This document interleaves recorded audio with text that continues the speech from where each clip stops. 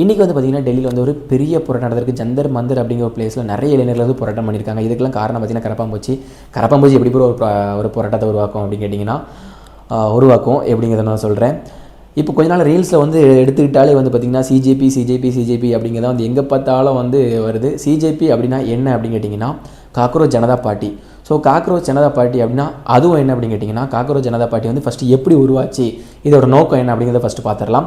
Cockroach Janata party உருவானதுக்கு காரணம் என்ன அப்படின்னு கேட்டிங்கன்னா, சுப்ரீம் கோர்ட்டில் ஒரு நாளுக்கு மட்டும் வந்து ஒரு கேஸ் நடந்துட்டு இருக்கும்போது பார்த்திங்கன்னா நம்ம சீஃப் ஜஸ்டிஸ் சூரியகாந்த் வந்து என்ன பண்ணிட்டார் அப்படின்னு கேட்டிங்கன்னா, இப்போ உள்ள இளைஞர்கள்லாம் மொபைல் பார்த்துக்கிட்டு எப்போ பார்த்தாலும் யாரையாவது தாக்கி பேசிக்கிட்டு வேலைக்கே போகாமல் வேலை வெட்டிக்கு போகிறதில்ல, சும்மா எப்போ பார்த்தாலும் மொபைல் நோண்டிக்கிட்டு யாரையாவது தாக்கி பேசிக்கிட்டே இருக்காங்க, இவங்க வந்து கரப்பாம்பூச்சி மாதிரி இருக்கிறாங்க அப்படிங்கிற மாதிரி வந்து அதோட வந்து கம்பேரிசன் பண்ணி வந்து சொல்லிட்டார். இதை கேட்ட உடனே வந்து இளைஞர்கள் எல்லாமே வந்து ரொம்ப வந்து கோவப்பட்டாங்க. இந்தியாவில் இருக்க எல்லா இளைஞர்களும் வந்து ரொம்பவே டென்ஷன் ஆகிட்டாங்க. ஏன் அப்படின்னா, அதாவது இந்தியாவில் இருக்க இவ்வளோ வேலைவாய்ப்புகள் இல்லை, இதை பற்றிலாம் பேச மாட்டாங்க, இதை பற்றி நம்ம எதாவது எதிர்த்து பேசினா நம்மளை வந்து கரப்பாம்பூச்சிக்கு சமம் அப்படிங்கிற மாதிரி பேசுகிறாங்க அப்படின்னு சொல்லிட்டு அபிஜித் திப்கே அப்படிங்கிற ஒரு இளைஞர் வந்து என்ன பண்ணிட்டார் அப்படின்னு கேட்டிங்கன்னா, அவரோட ட்வீட்டில் வந்து ஒரு ட்வீட் போடுறாரு. அதாவது வந்து கரப்பாம்பூச்சிக்கெல்லாம் வந்து சேர்ந்தா என்னவும் பார்க்குறீங்களா அப்படின்ட்டு. இப்படி ட்வீட் போடும்போது நிறைய ஆதரவு நிறைய மெசேஜ் எல்லாம் வந்துகிட்டே இருக்குது. அப்போ பார்த்தீங்கன்னா சிஜேபி அப்படின்னு ஒரு கட்சி உருவாக்கலாம் அப்படிங்கிற மாதிரி நிறைய கமெண்ட்ஸ்லாம் வருது. கமெண்ட்ஸ்லாம் வந்து என்ன பண்ணுறாரு அப்படின்னா, ஸோ சிஜேபி அப்படிங்கிற மாதிரி ஒரு இன்ஸ்டாகிராமில் வந்து ஒரு பேஜை க்ரியேட் பண்ணுறாரு. பேஜ் க்ரியேட் பண்ண பார்த்தீங்கன்னா கொஞ்ச நாள்லேயே கிட்டத்தட்ட 2 கோடி பேர் ஃபாலோ பண்ண ஆரம்பிச்சிட்டாங்க. இப்போ இருக்கிறதுல இந்தியாவிலே இருக்கிறதுல பெரிய பார்ட்டி அப்படின்னு கேட்டிங்கன்னா அது சிஜேபி மட்டும்தான். பிஜேபி, காங்கிரஸ் இவங்களாம் தாண்டி சிஜேபி வந்து மேலே போயிடுச்சு. இன்ஸ்டாவில் 22 மில்லியன் ஃபாலோவர்ஸ் வச்சுருக்காங்க. ஸோ சிஜேபி வந்து இப்படி தான் வந்து உருவாச்சு. சரி, அதெல்லாம் ஓகே. இப்போ இன்றைக்கி எதுக்காக போராட்டம் நடந்துச்சு அப்படின்னு கேட்டிங்கன்னா, கொஞ்ச நாளுக்கு முன்னாடி நீட் எக்ஸாம் நடந்துச்சுல, நீட் எக்ஸாமில் வந்து கொஸ்டின் பேப்பர் வந்து எக்ஸாம் வந்து நடந்து முடிஞ்சிருச்சு. ஸோ அதுக்கப்புறம் தான் தெரிய வந்துச்சு கொஸ்டின் பேப்பர் வந்து ஆல்ரெடி எக்ஸாமுக்கு முன்னாடி லீக் ஆகிருக்கு அப்படின்ட்டு.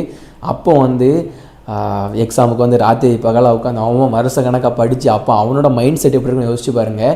நம்ம வந்து கஷ்டப்பட்டு படிச்சுட்டு போய் எக்ஸாம் எழுதுவோம், படிக்காமல் ஒருத்தன் வந்து எழுதுவான். ஸோ இப்படி இருக்கும்போது வந்து ஒரு பெரிய இஷ்யூ ஆகி இப்போ வந்து பார்த்திங்கன்னா நீட் எக்ஸாமை வந்து மறுபடியும் வந்து நீட் எக்ஸாம் வைக்கிறதா வந்து பேசியிருக்காங்க, கேன்சல் பண்ணிவிட்டு. ஸோ இது வந்து அவங்களோட ஸ்டூடெண்ட்ஸோட மனசை வந்து எப்படி பாதிச்சிருக்கும் அப்படின்னு பாருங்கள். நம்மளால் வந்து ஒரு எக்ஸாம் அட்டன் பண்ணிட்டு 2வது எக்ஸாம் எழுத முடியாது. ஒன்ஸ் நம்ம ஒரு வாட்டி எக்ஸாம் எழுத நமக்கு என்னடா இது ஓயாமல் எக்ஸாம் எழுத வேண்டியது இருக்கும் அப்படின்னு நமக்கே மைண்ட் வந்து அவ்வளோ ப்ரெஷராக இருக்கும். ஸோ இந்த மாதிரி டைமில் வந்து மறுபடியும் நீட் வந்து வச்சுருக்காங்க. ஸோ இதை வந்து எதிர்த்து தான் இது மட்டும் இல்லை, நீட்டு மட்டும் இல்லை, இந்த மாதிரி நிறைய விஷயங்கள் நடக்குது. வேலைவாய்ப்பு எல்லாத்துலேயுமே வந்து முறைகேடு நடந்துக்கிட்டே தான் இருக்குது. ஆல்ரெடி இந்த மாதிரி நடந்துக்கிட்டு இருக்கோம். பார்த்தீங்கன்னா இப்போ வந்து இதுக்கு எல்லாமே வந்து பொறுப்பேற்றுக்கிட்டு நம்மளோட வந்து மத்திய கல்வி அமைச்சர் தர்மேந்திர பிரதான் வந்து பதவி வந்து விலகணும் அப்படிங்கிறது இதோட முக்கியமான கோரிக்கை. இன்றைக்கி வந்து போராட்டம் நடந்ததுக்கு ஒரு முக்கியமான கோரிக்கை.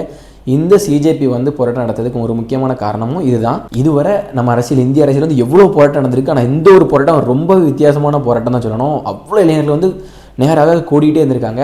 அபிஜித் திப்கே வந்து பார்த்திங்கன்னா அமெரிக்காவில் இருக்குது. ஸோ அமெரிக்காவிலேருந்து அவர் கிளம்பும் போதே, இன்றைக்கி போராட்டத்துக்கு கிளம்பும் போதே என்னோட சுதந்திரத்தையும் நான் இழக்க தயாராக இருக்கேன் அப்படின்னு சொல்லிட்டு ஒரு ட்விட்டு போட்டு தான் கிளம்பியிருக்காரு. அது மட்டும் இல்லாமல் இந்த போராட்டத்தை நடத்தும் போதும் நம்ம வந்து எந்த விதம் பிரச்சனையும் பண்ணாமல் அந்த மாதிரி நம்ம போராட்டத்தை நடத்தணும், அமைதியான வழியில் தான் போராட்டத்தை நடத்தணும் அப்படிங்கிற மாதிரி அவங்களோட கட்சியில் உள்ளவங்களுக்காக சொல்லிவிட்டு கிளம்பி வந்திருக்காரு. ஸோ அந்த மாதிரி போராட்டமும் இப்போதைக்கு அமைதியாக நடந்துகிட்ருக்கு. இதுக்கு வந்து ஆதரவு வந்து நிறைய பேர் தெரிவிச்சுட்டு வராங்க.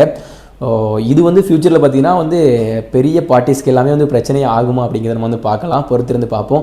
அதாவது இளைஞர்கள் பார்த்திங்கன்னா ஒரு டைமில் வந்து நம்ம வந்து இதெல்லாம் பார்க்கும்போது எனக்கு என்ன தோணுது அப்படின்னு கேட்டிங்கன்னா, ஜல்லிக்கட்டு நடக்கும்போது எவ்வளோ ஒரு போராட்டம் நடந்துச்சு. இளைஞர்களாக இருக்கட்டும், இளைஞர் எல்லாருமே வந்து கூடி ஒரு பெரிய போராட்டம் பண்ணாங்க.